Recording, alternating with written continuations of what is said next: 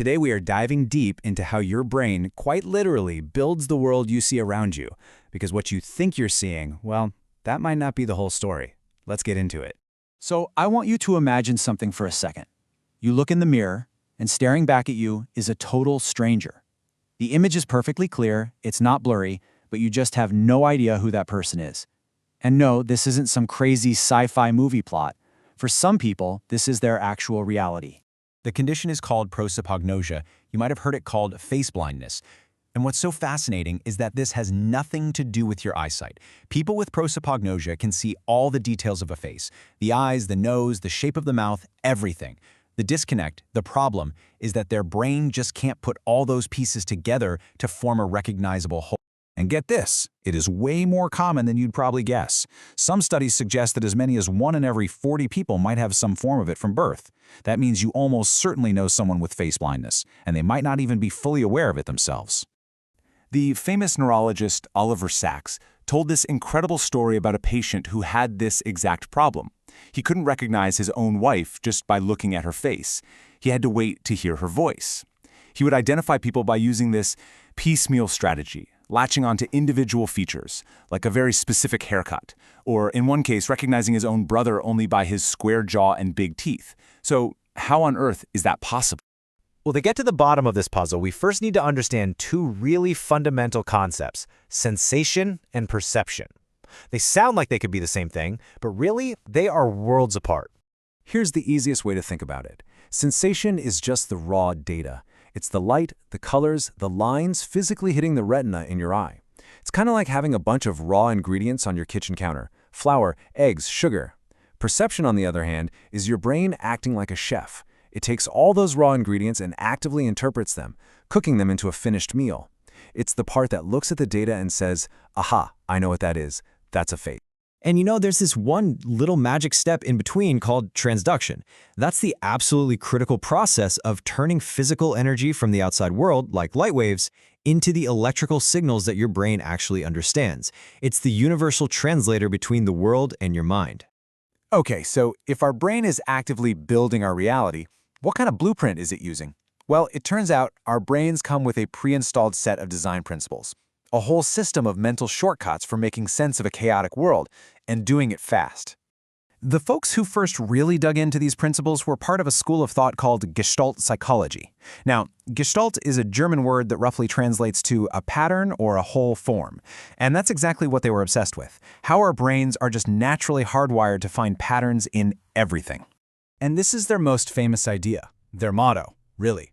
It's not just that the whole is more than its parts, it's that the whole is something completely different. Your brain isn't just a calculator adding up little bits of sensation. No, it's more like an artist, creating a single meaningful image out of all the pieces. And we can see this in action with a few of these shortcuts. Take proximity. Your brain just automatically groups stuff that's close together. Or similarity. It does the same for things that look alike. And then there's one of my favorites, closure, where your brain is so eager to see a complete picture that it will literally fill in the gaps for you. The IBM logo is the perfect example of this. Your eyes are sensing a bunch of disconnected horizontal blue lines. That's it. But your brain, using that law of closure, jumps in, fills in the blanks, and perceives the letters IBM. You can't stop it from happening. Your brain just does it. It's automatic. All right, we've got our clues, we have sensation, we have perception, and we have these Gestalt principles. Now, let's put it all together and finally crack the case of face blindness. And this right here is the key to the whole thing. Recognizing a face isn't just seeing an eye plus another eye plus a nose. It is the ultimate Gestalt process. It depends almost completely on seeing the entire pattern, the whole configuration, all at once. So here it is, the aha moment. For most of us, facial recognition is holistic. It's fast, it's intuitive. We just see the whole face in an instant. But a person with prosopagnosia, they're forced to use that slow, analytical, piecemeal process. They're stuck with only the sum of the parts, trying to consciously figure out who someone is based on their big teeth or their square jaw. See, face blindness isn't a failure of sensation at all. The raw ingredients are getting in just fine. It's a very specific breakdown in perception. It's a failure of the brain's amazing, automatic, Gestalt-based ability to see the whole of a face. Understanding just how incredible our own brains are at this You gotta wonder, how does our very human way of seeing the world stack up against our most advanced technology? I mean, we've all seen AI that can tag faces in our photos, right? But is it actually seeing things the same way we do? The tech behind this stuff is usually something called deep neural networks, or DNNs. You can think of them as these super complex algorithms that are kind of inspired by the human brain. They learn to spot patterns by just chewing through millions and millions of examples. And honestly, they've gotten unbelievably good at it. But when scientists actually compare how these DNNs work to how human vision works, they see a major gap. As one paper puts it, the AI models are promising, but not yet adequate. Basically, they can get the right answer, but the way they get there is totally different from how we do it. And that's really the heart of it.